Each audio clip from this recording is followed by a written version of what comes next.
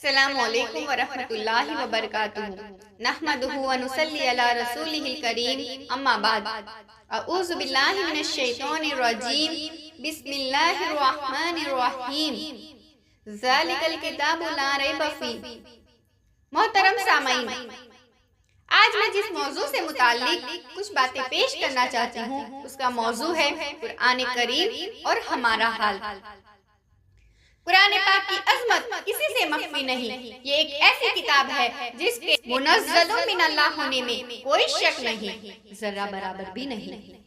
سورہ بقرہ آیت نمبر 2 میں اللہ تعالیٰ کا فرمان ہے ذالک الکتاب لا ریب فیہ، اس کتاب میں کچھ بھی شک نہیں ہے۔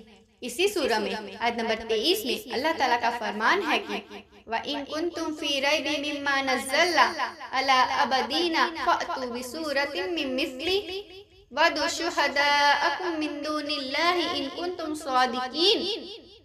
اور اگر اس قرآن میں تمہیں ذرہ برابر بھی شک ہے تو اس جیسی ایک صورت بنا کر کے لے آؤ اور اپنے علاوہ تمام معبودوں کو بھی بلا لو اگر تم اپنے دعوے میں سچے ہو۔ میری بہنوں، یہ کتاب ساری انسانیت کے لیے باعث ہدایت ہے، ھدی للناس وبینات من الہدی والفرقان۔ اور صرف ہدایت ہی نہیں بلکہ حق و باطل میں فرق کرنے والی واضح نشانیاں بھی موجود ہے۔ میری اسلامی بہنوں، یہ کتاب جہاں گئی نور پھیل گیا۔ جس نے بھی اس کا مطالعہ کیا وہ متاثر ہوئے بغیر نہ رہ سکا۔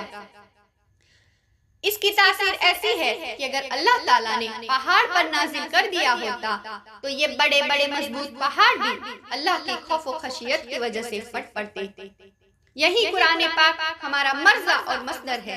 اسی لیے اگر ہمیں دنیا و آخرت میں کامیاب و کامرہ ہونا ہے تو اس کتاب کو سینے سے لگانا ہوگا، اس کو حرز جان بنانا ہوگا، اس کو مشعل راہ بنانا ہوگا۔ یہی کتاب ہمارے ترقی کی کنجی ہے اور یہی کتاب ہماری نجات کا ذریعہ ہے۔ دنیاوی و اخروی معاملات اسی کتاب سے ہمارا جڑا ہوا ہے۔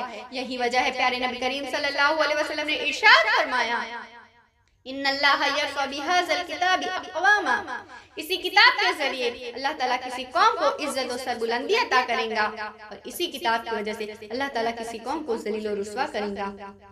میری پیاری بہنوں، صحابہ کرام کو جو عزت و سربلندی ملی تو وجہ یہی قرآن تھا۔ ہمیشہ فتح و نصرت ان کی قدم بوسی کرتی رہی تو وجہ یہی قرآن تھا۔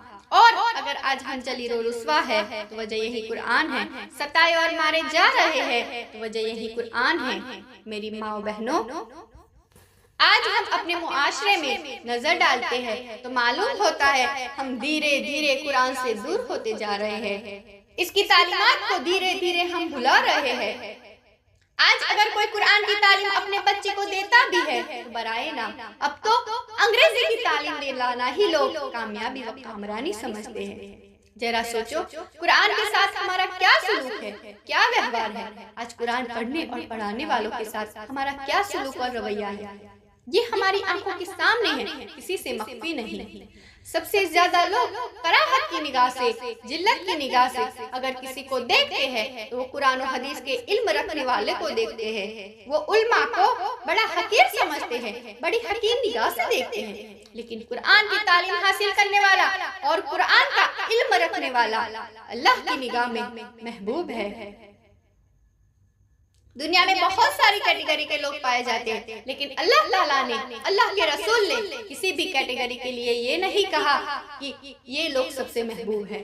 اگر کسی کو محبوب کہا، کسی کو افضل کہا تو کہا خیرکم من تعلم القرآن وعلمہ، تم میں سب سے بہتر وہ لوگ ہیں جو قرآن سیکھتے اور سکھاتے ہیں، جو قرآن پڑھتے اور پڑھاتے ہیں۔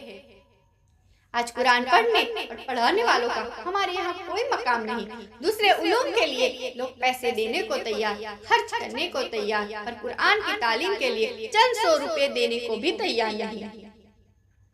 قیامت کے دن ہم اللہ تعالیٰ کے سامنے کیا جواب دیں گے؟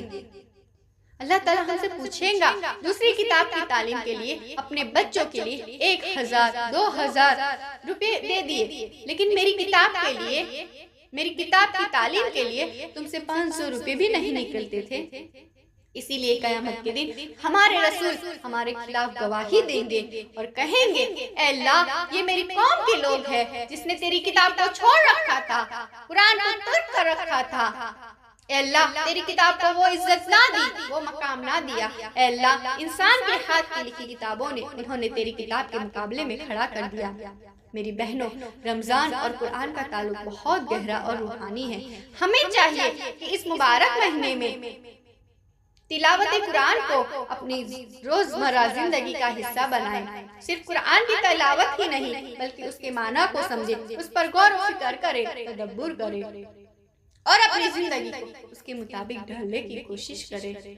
آئیے آج عہد کریں کہ اس رمضان میں ہم قرآن سے اپنا تعلق مضبوط کریں گے، اس کے درس میں بیٹھیں گے، اپنے بچوں کو قرآن کی تعلیم دیں گے اور قرآن کی تعلیم کو عام کریں گے۔ آخر میں رب العالمین سے دعا گو ہوں، رب العالمین ہمیں قرآن کی تعلیمات سے روشناس فرما، ہمیں قرآن پڑھنے اور پڑھانے کی توفیق دے، قرآن کی برکت سے ہمارے سینوں کو منور و مزلہ فرما، آمین یا رب العالمین۔ السلام علیکم ورحمۃ اللہ وبرکاتہ۔